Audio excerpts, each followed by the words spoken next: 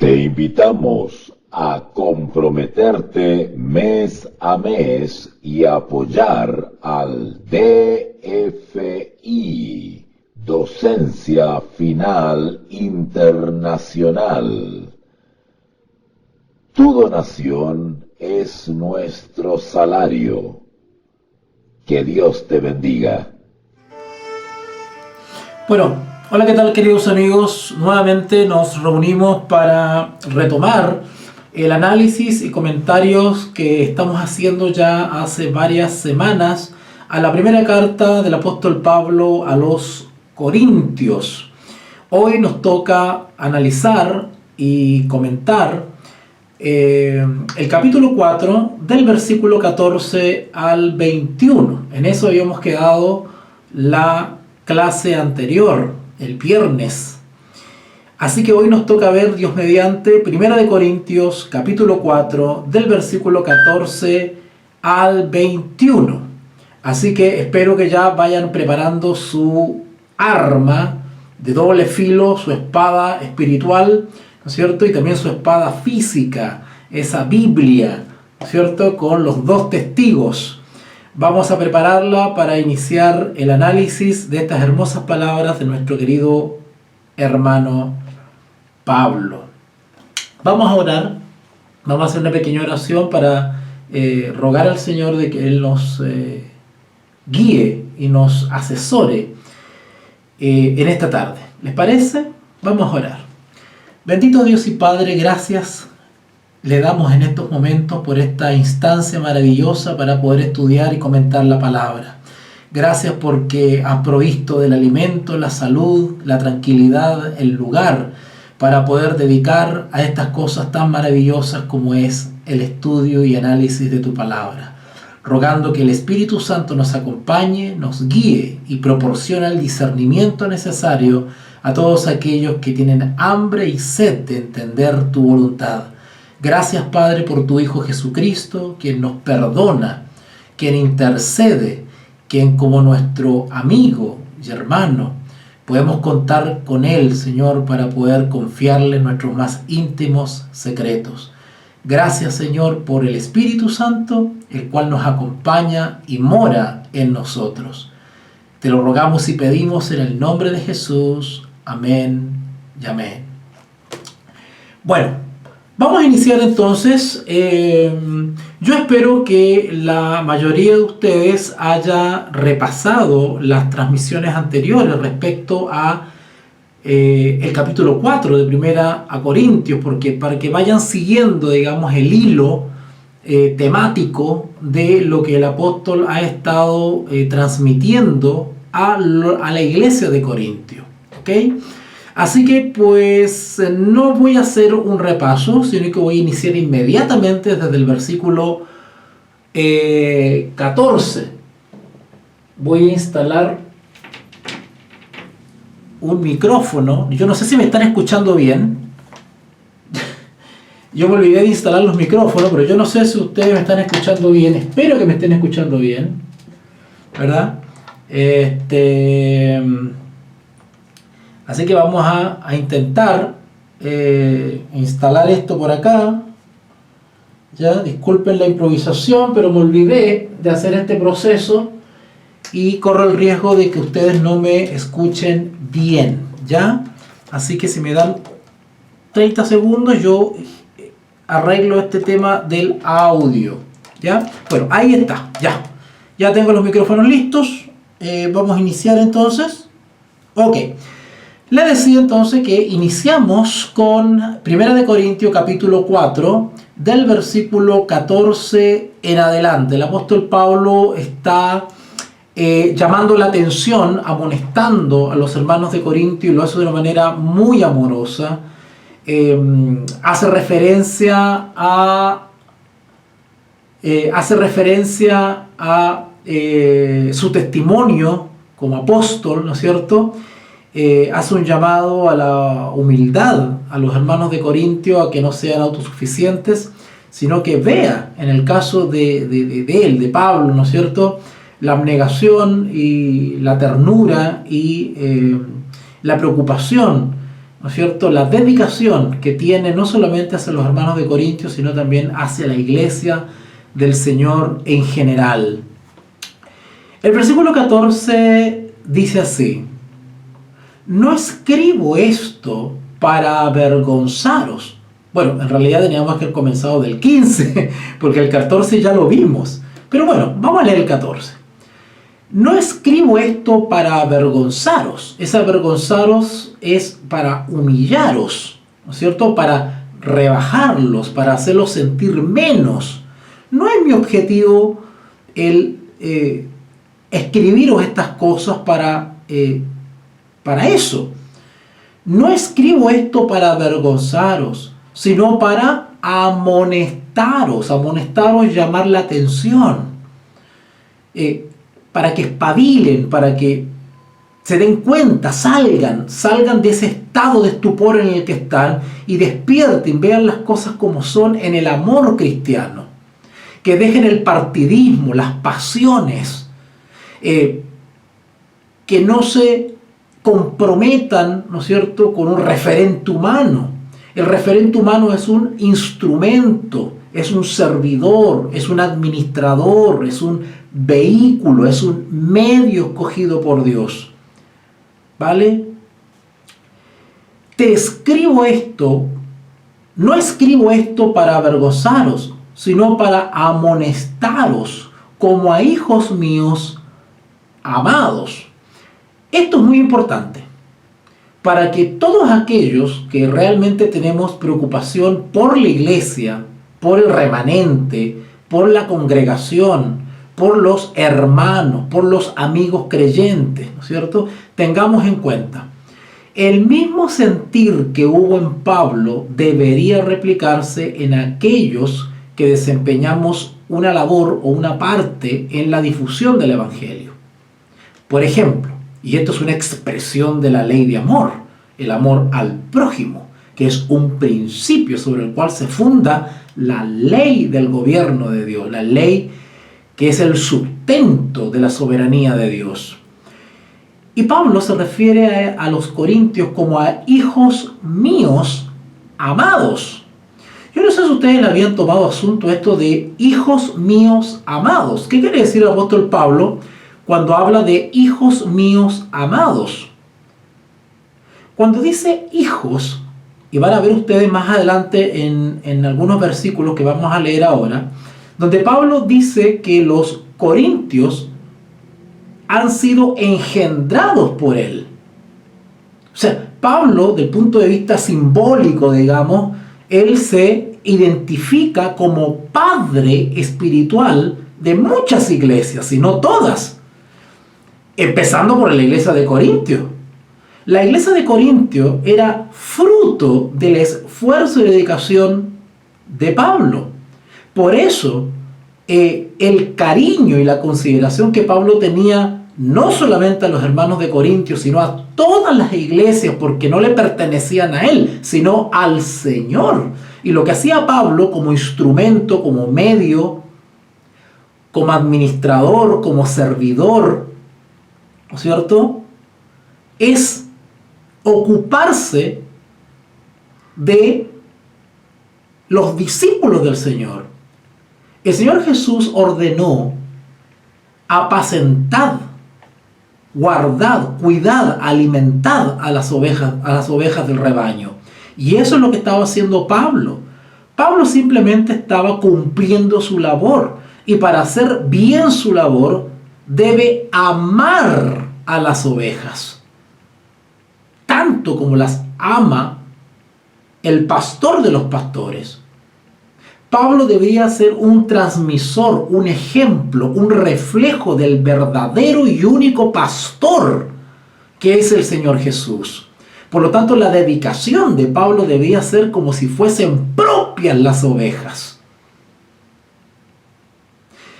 Desde cierto punto de vista, Pablo las consideraba propias porque eran fruto del esfuerzo misionero que había realizado él con otros colaboradores. Pero en términos espirituales sabemos que no son propias, sino que son del Señor Jesús, y que Pablo simplemente era un pastor, ¿verdad?, humano, que debía apacentar y guardar a las ovejitas del Señor. Y es por eso en ese sentido que Pablo le llama hijos. También tiene otra connotación esto de hijos. Ya vimos ya, y repito, hijos, Pablo le llama hijos a los hermanos de Corintio, a la iglesia de Corintio, a los integrantes de la iglesia de Corintio, en un sentido filial, paternal, en un sentido familiar, en un sentido de relación y de cariño y de amor fraterno, familiar, ¿cierto? Pero también hijos en el sentido de niños. Recuerden ustedes cuando estudiamos 1 Corintios capítulo 3, versículo 1, cuando Pablo les dice y se refiere a los corintios como niños. 1 Corintios capítulo 3, versículo 1. De manera que yo, hermanos, no pude hablaros como a espirituales, sino como a carnales, como niños en Cristo. Cuando Pablo hablaba, y esto lo voy a repetir porque ya lo vimos ya en esa clase del capítulo 3, lo pueden buscar en la lista de reproducción de mi canal, ¿verdad? Pablo, cuando dice que tiene que hablarles como carnales, se está refiriendo a que hay una inexperiencia hay una inmadurez por parte de la iglesia de Corinto, y por lo tanto Pablo tiene que referirse a ellos como si fuesen niños, con todo lo que implica eso, la falta de experiencia, los primeros pasos, la ingenuidad, la inocencia, el desconocimiento, la falta de experiencia, en fin, todas las falencias que tiene la experiencia infantil. Entonces Pablo se refiere a ellos como niños. Claro, eran discípulos de Jesús, cristianos, creyentes, pero inexpertos, inmaduros, y por eso Pablo tiene que hablarles como a carnales, en el sentido de que todavía prima la carne, priman los defectos de la carne, priman los deseos de la carne por sobre, ¿no es cierto?, la firmeza y la lealtad en el espíritu. Así que en ese sentido también Pablo les llama hijos, en el sentido de que inmadurez, inexperiencia, ¿no es cierto?, niños espirituales. Así que vamos profundizando un poco respecto de por qué Pablo les llama hijos a los corintios. Vuelvo a repetir entonces, 1 Corintios capítulo 4, versículo 14. No escribo esto para avergonzaros, sino para amonestaros como a hijos míos amados. Bueno, eso de míos ya lo expliqué ya, y que tiene que ver con Pablo considerarse, ¿no es cierto?, padre espiritual, ¿verdad? Padre espiritual de los corintios, ¿ok? Ahora, ¿por qué dice acá amados? Bueno, evidentemente porque para poder considerarlo hijos y míos, pues evidentemente la obra del pastoreo, ¿no es cierto?, del cuidado de las ovejas, implica un principio fundamental para el éxito de la misión, del ministerio, que es el amor.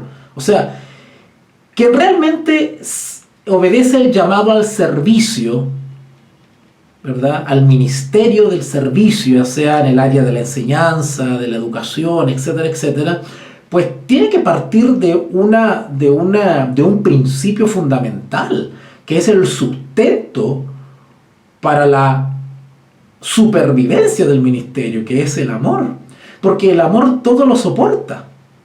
El pastor, el ministro, el misionero, el maestro bíblico, aquel que se dedica al servicio al prójimo, pues tiene que tener una paciencia que solamente es soportable cuando existe amor, porque el amor va a soportar ingratitudes, desprecios, menosprecios, humillaciones,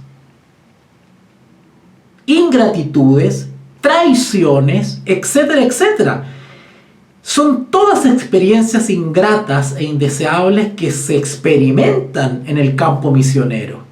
Y si el misionero, el instrumento, el ministro, el servidor, el siervo, el esclavo no tiene amor por lo que está haciendo, pues fácilmente se va a desanimar, se va va a sucumbir.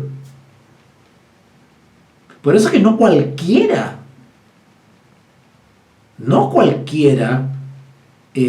asume la responsabilidad de un ministerio. Bueno, hoy en día cualquiera lo hace, pero no cualquiera tiene el temple, la hidalguía, la gallardía, la estampa para soportar las ingratitudes que conlleva ser un misionero. El misionero real es aquel que ha desarrollado su cuero duro, que ha pasado por situaciones difíciles.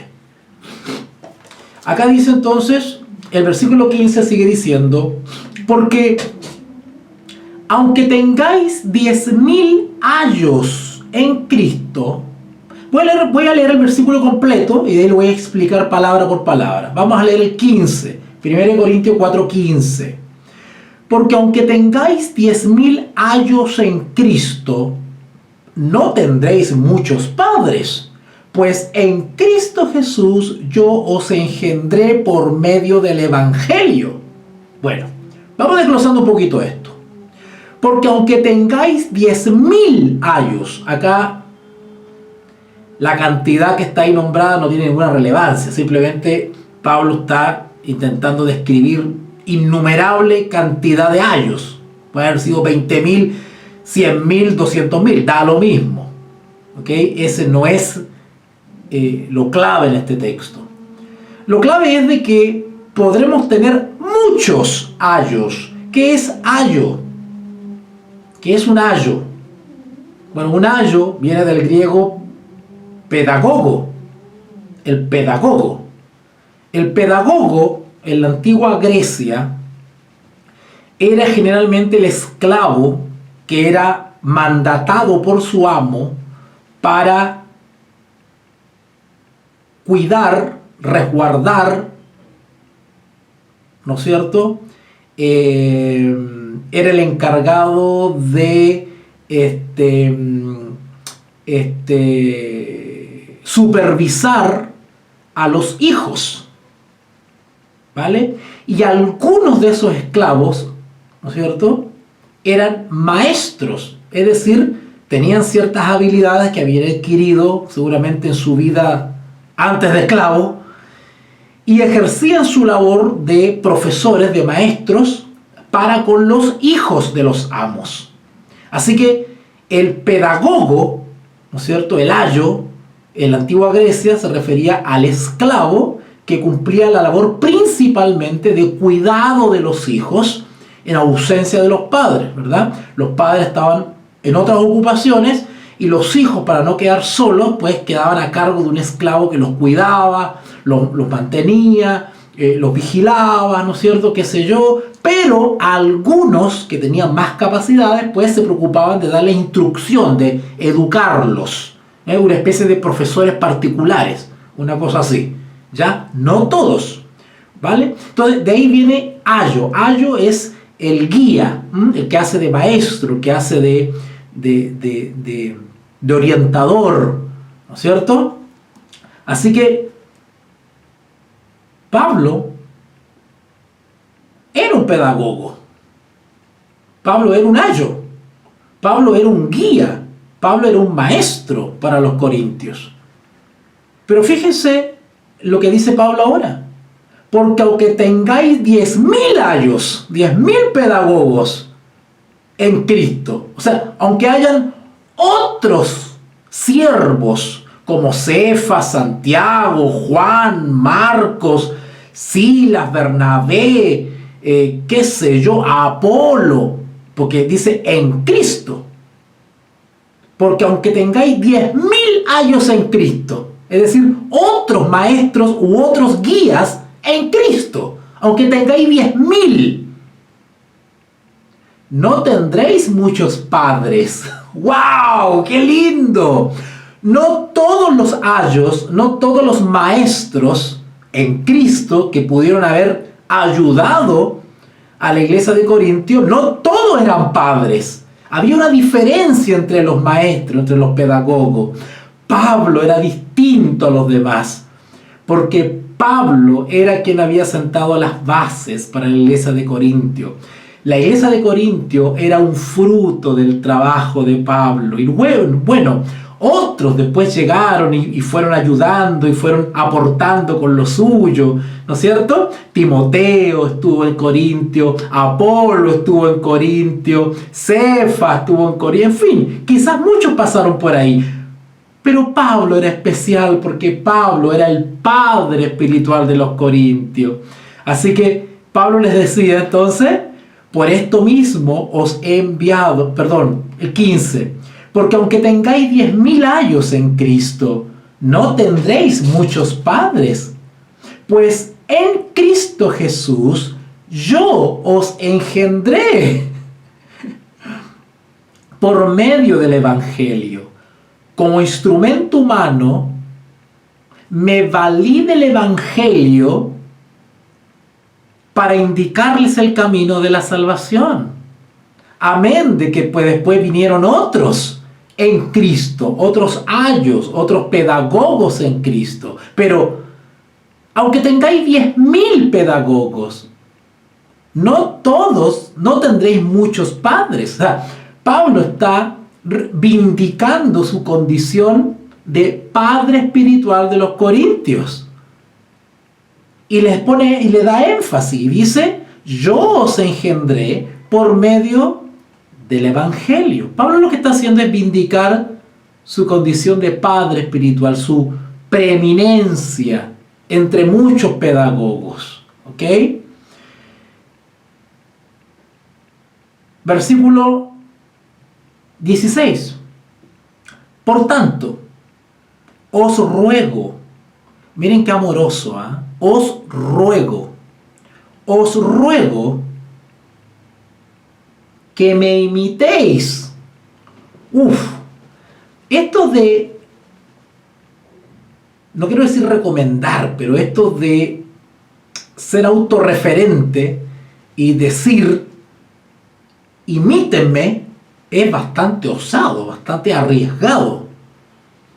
Porque para poder llegar a decir eso, os ruego que me imitéis, habría que tener mucha seguridad del estilo de vida que llevaba. Hoy en día, generalmente los integrantes de la iglesia no entenderían eso. Dirían, ¡ay, qué soberbio el hermano! Eso diría, ¿verdad? ¿Cierto? Si un servidor o alguno de ustedes dijese eso, ¿no es cierto? Oiga, uno no lo tomaría muy bien, ¿verdad? ¿Y quién es este para levantarse como referente? Para que lo imitemos a él, ¿no es cierto? Es a Cristo que hay que imitar. Así contestaríamos de buenas a primeras. Pero pongamos mucha atención. ¿Por qué Pablo dice eso? ¿Por qué se atreve a decir eso? Por tanto, o sea, ya que ustedes deberían reconocer que yo soy su padre espiritual, con todas las limitaciones humanas, por supuesto, guardando las proporciones, ya que yo soy su padre espiritual, ¿cierto? Os ruego que me imitéis. Pablo no está haciendo referencia o no se está atribuyendo perfección absoluta. Pablo simplemente lo que está diciendo Pablo lo que está haciendo es echar mano a su testimonio personal.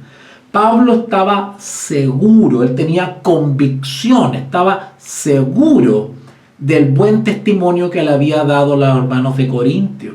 Y Pablo se aferraba de eso, a ver si con eso, ¿no es cierto? A ver si su testimonio personal de entrega, de vocación, de compromiso, de preocupación, de amor hacia los corintios, los conmovía y los convencía.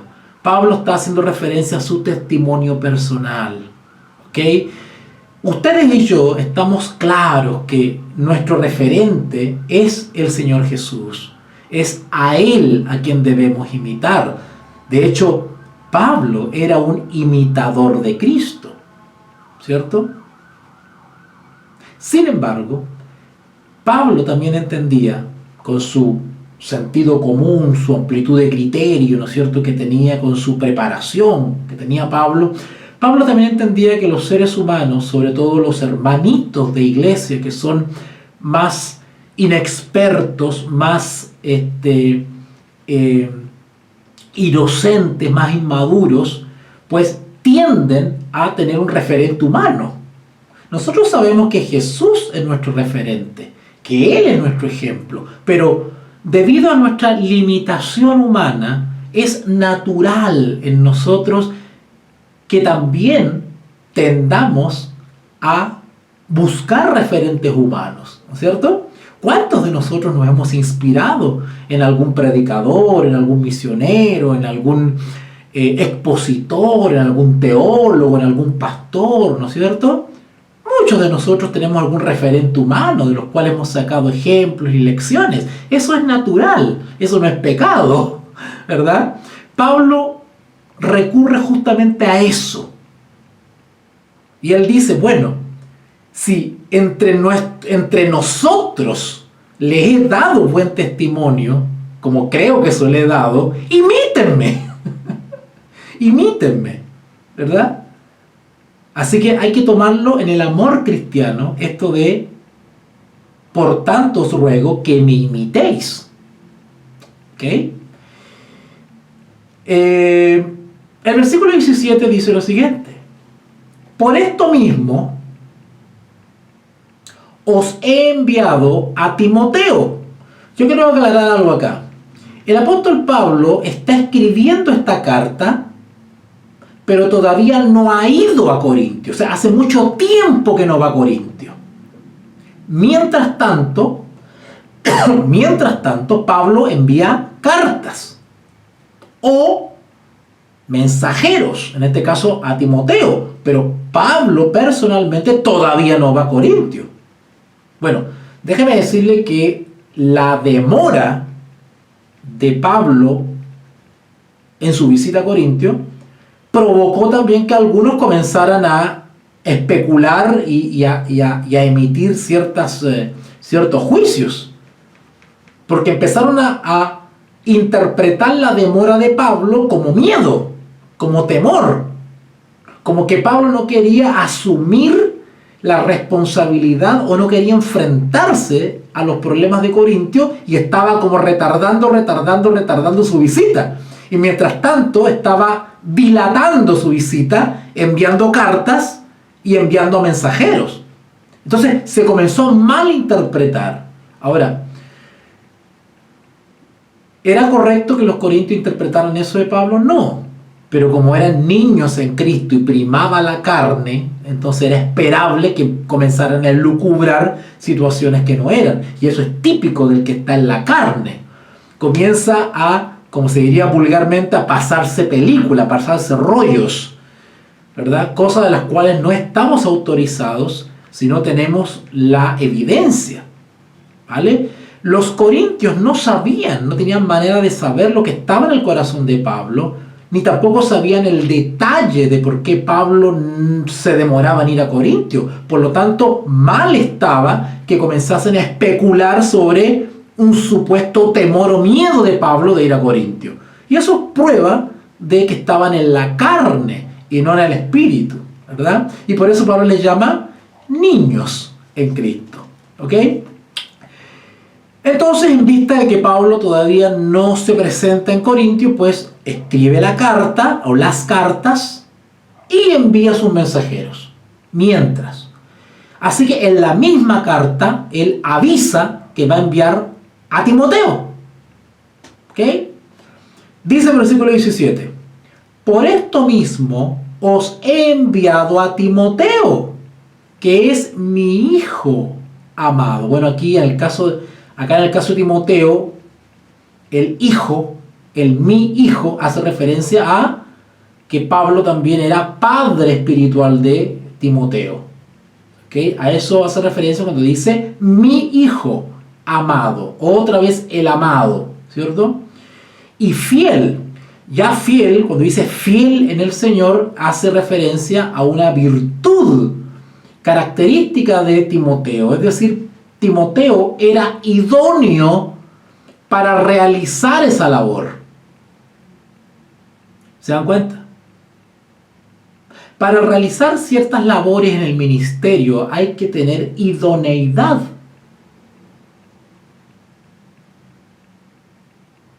Hoy diríamos competencias. Hay que tener competencias. Tú no te puedes largar a enseñar la Escritura si no tienes las competencias. Es decir, no tienes las herramientas que te capacitan, que te hacen idóneo, que te hacen efectivo en esa labor. ¿Ok? Es como si largamos a una persona a operar ciertas máquinas en una empresa. Bueno, hay que capacitarlo primero porque no puede destruir las máquinas si no sabe usarlas, ¿verdad? ¿Se imaginan ustedes apretando cualquier botón ahí? Bueno, por eso mismo os he enviado a Timoteo, que es mi hijo amado y fiel en el Señor. Es decir, Timoteo había dado ante los ojos de Pablo muy buen testimonio de fidelidad, lealtad y rectitud en las cosas del Señor. Y por lo tanto se le hacía recomendable o fiable para la misión. El cual, hablando de Timoteo, el cual os recordará, entre tanto que Pablo todavía no se presentaba en Corintio, Timoteo les recordará mi proceder, era un embajador de Pablo, mi proceder en Cristo, es decir, cómo yo he procedido, cómo me he comportado, cómo me he movilizado siempre en Cristo. Así que Timoteo iba a confirmar o iba a recordar, ¿no es cierto?, el proceder de Pablo en Cristo. De la manera que enseño en todas partes y en todas las iglesias. ¿Vale? En otras palabras, más sencillo, Timoteo era un comunicador, un transmisor de la obra de Pablo. Y lo que iba a hacer Timoteo era simplemente dar testimonio de lo que Pablo enseña, no solamente que enseñó en Corintio, sino que lo mismo que le enseña a los corintios, los mismos principios del Evangelio que enseñó en Corintio alguna vez Pablo, los mismos principios los enseña en Éfeso, y los mismos los enseñó en Galacia, y los mismos los enseñó aquí y allá. Pablo no tenía un discurso distinto para todo en términos generales. Él transmitía los mismos principios del Evangelio en todas las iglesias. De ahí, ¿por qué? Porque Pablo tenía claras las enseñanzas de Jesús, porque fue Jesús mismo quien instruyó a Pablo. ¿Y qué había dicho el Señor Jesús por ahí en San Juan 17:21? En Juan 17:21 el Señor Jesús dijo lo siguiente: para que todos sean uno, como tú, oh Padre, en mí y yo en ti, que también ellos sean uno en nosotros, para que el mundo crea. ¿Se dan cuenta que uno de los factores del éxito del Evangelio, de la efectividad del Evangelio, es que hablemos una misma cosa? ¿Por qué hoy día no se habla la misma cosa? Porque muchos niños en Cristo se han dado la tarea de enseñar la Escritura. Y por eso yerran. Y por eso no hay unidad. Uno dice una cosa, el otro dice otra, y el otro enseña otra, y el otro interpreta de una manera, y el otro interpreta de otra manera, y por eso no hay unidad. Y por eso el Evangelio hoy día es un fracaso. Y el mundo no cree, al contrario, somos el hazmerreír del mundo. Porque cada maestro sale con una disparatada más, yendo en contra del deseo del Señor Jesús, para que todos sean uno, como tú, oh Padre, en mí y yo en ti, que también ellos sean uno en nosotros, para que el mundo crea que tú me enviaste, etcétera, etcétera. Vuelvo a 1 Corintios capítulo 4, versículo 17. Por esto mismo os he enviado a Timoteo, que es mi hijo amado y fiel en el Señor, el cual os recordará mi proceder en Cristo, de la manera que enseño. Pablo era un docente, Pablo era profesor, Pablo enseñaba.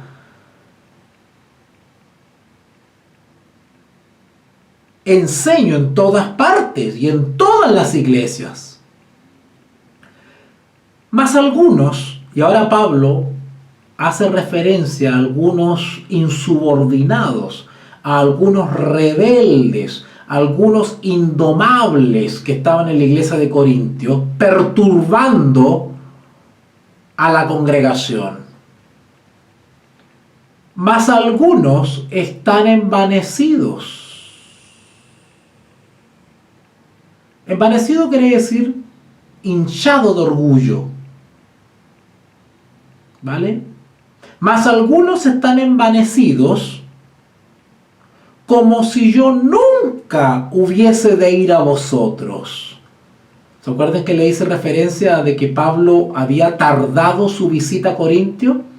Y como Pablo tardaba y solamente enviaba cartas y enviaba mensajeros, pues algunos cobraron ánimo, guiados por su debilidad carnal, y comenzaron a hacer algunos comentarios, a decir de que Pablo no quería ir porque no quería asumir la responsabilidad, tenía temor, tenía miedo de ir a Corintio, y empezaron a irse de lengua irresponsablemente, juzgando la tardanza de Pablo. Pero nada más alejado de la realidad, porque Pablo no es que demoraba porque no quería asumir su responsabilidad o enfrentar la situación en Corintios, sino que por otras circunstancias ajenas a su voluntad. Así que Pablo por acá, miren lo que lanza, dice: mas algunos están envanecidos, como si yo nunca hubiese de ir a vosotros. Pero iré, aleluya, pero iré pronto a vosotros, si el Señor quiere. ¿Se dan cuenta? Se dan cuenta que Pablo se remitía a la voluntad de Dios para ir o no ir a un lugar. Mal estaba entonces que algunos envanecidos en Corintio comenzaron a especular respecto a la tardanza de Pablo, cuando la visita de Pablo dependía de la voluntad de Dios. Acá Pablo lo dice: pero iré pronto a vosotros si el Señor quiere. Y conoceré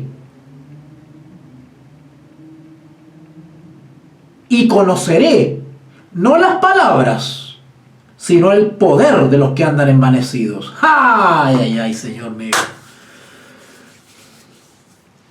Así que algunos están especulando porque yo no voy. Bueno, voy a ir si el Señor quiere. Y cuando vaya y esté en persona, voy a conocer realmente eso que están hablando, si son solo palabras o son poder. ¿A qué se refiere Pablo con esto? En palabras sencillas, perdone que sea tan corriente para expresar estas palabras inspiradas, pero trato de hacerlo lo más sencillo posible para que se entienda, lo más didáctico. Cuando Pablo dice: pero iré pronto a vosotros, si el Señor quiere, y conoceré no las palabras, sino el poder de los que andan envanecidos. ¡Ay, claro! En mi ausencia pueden hablar muchas cosas, claro, mientras yo no estoy, lárguense a hablar lo que quieran. Pero cuando esté presente, no me interesa lo que dijeron. Son palabras, las palabras se las lleva el viento. Yo quiero conocer si son de verdad, si son genuinos. Más los que hablan mucho, pero vamos a ver si son de verdad. Vamos a ver si tienen poder. ¿A qué se refiere Pablo con eso de poder? Pero iré pronto a vosotros, si el Señor quiere, y conoceré no las palabras, sino el poder de los que andan envanecidos. ¿A qué se refiere con poder? Aquí la palabra poder viene del griego dínamos, dínamos. Y dínamos, este poder es fuerza, vigor. Bueno, vamos a hablar tanto que hablan, a ver si tienen realmente, si son más que palabras, a ver si tienen fuerza, tienen vigor, tienen poder. ¿A qué poder, fuerza o vigor se refiere Pablo?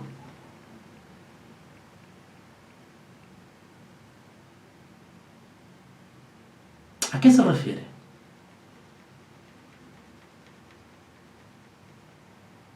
¿Qué es lo que nos llena de poder? ¿Qué es el poder? No dice en el libro de Hechos de los Apóstoles, el capítulo 1, no dice, y recibiréis poder.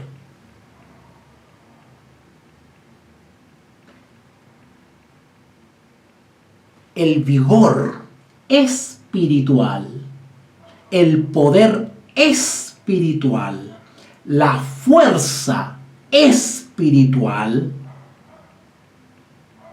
deriva de la presencia del Espíritu Santo. ¿De dónde sacaba vigor Pablo para hacer todo lo que hacía? ¿De dónde sacaba fuerza Pablo para hacer todo lo que hacía? ¿De dónde sacaba poder para resucitar muertos Pablo? Del Espíritu Santo que mora en él. Porque Pablo era morada del Espíritu Santo.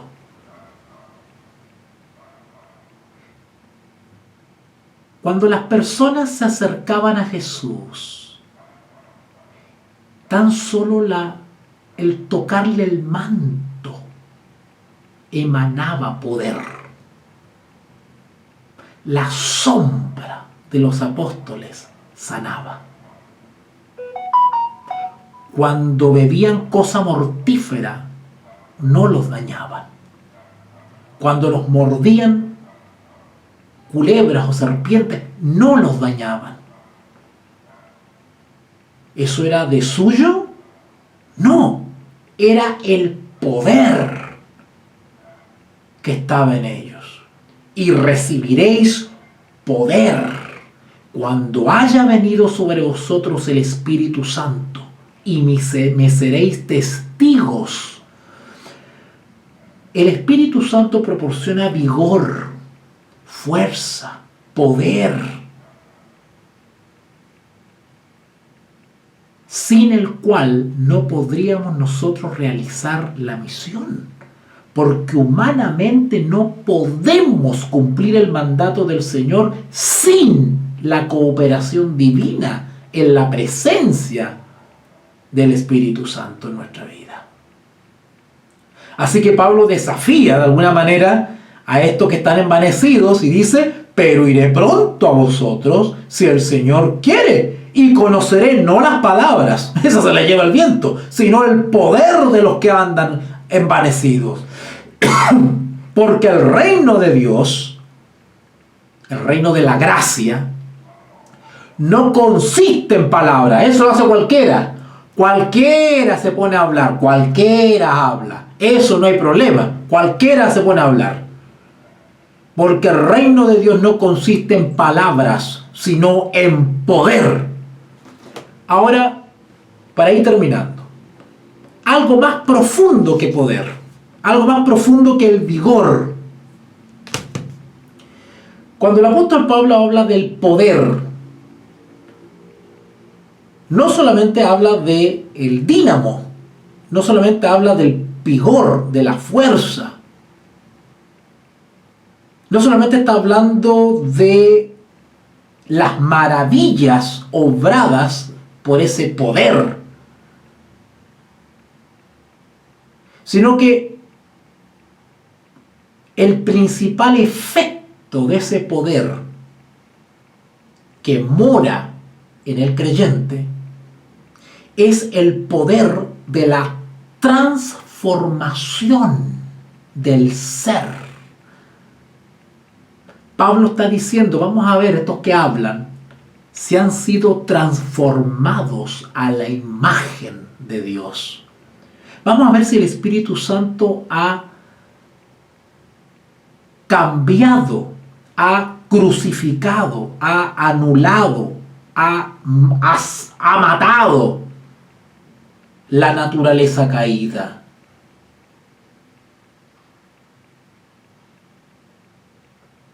Porque las palabras se las lleva el viento. Pero la evidencia de lo que la gracia de Cristo ha hecho por nosotros está en el testimonio personal. Es decir, los frutos, el resultado, la evidencia de la transformación. Eso es una evidencia del poder de Dios en la vida. El poder de Dios puede transformar la naturaleza, puede ayudar, el poder nos ayuda a vencer la naturaleza caída, que ésta no sea dominante. La voluntad humana unida al poder divino derrotan y crucifican la carne. ¿No dice el apóstol Pedro, sed participantes de la naturaleza divina? ¿No dice Pablo, tengamos la mente de Cristo? ¿No dice Pablo, ya no vivo yo? Todo eso es posible con el poder del Espíritu Santo transformando nuestro ser. De ahí que el apóstol Pablo dice acá en el versículo 20, porque el reino de Dios no consiste en palabras, sino en poder. Eso es lo que ilumina a la tierra con la gloria de Dios. El testimonio individual de lo que la gracia de Cristo ha hecho en nosotros. Eso es ser luz del mundo y sal de la tierra. No los que hablan mucho, esos no. Los que son luz y sal de la tierra y por ende iluminan la tierra con la gloria de Dios, son aquellos que han sido transformados a la imagen de Dios.